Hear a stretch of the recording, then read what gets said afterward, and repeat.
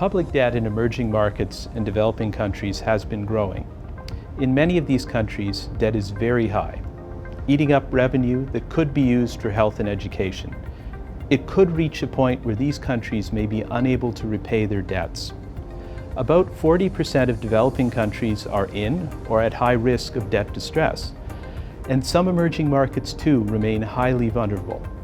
But that's only a part of the story.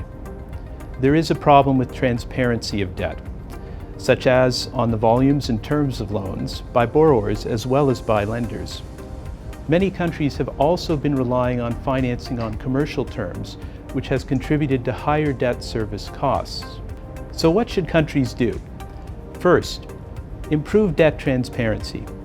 Comprehensive reporting of debt will ensure citizens, policymakers, and lenders have a more accurate understanding of vulnerabilities. Second, for countries at risk, pause with any aggressive debt financing of spending and focus on raising domestic revenues. Countries should support that with the right reforms that allow business and entrepreneurship to flourish. Third, for countries already in distress, they should continue to work with creditors to restructure debts as necessary. The IMF has raised concerns about increasing debt levels and debt transparency for some time. We are also providing policy advice to ensure debt is put on a sustainable path and providing financing, often at zero interest rates, to allow countries to make gradual economic improvements.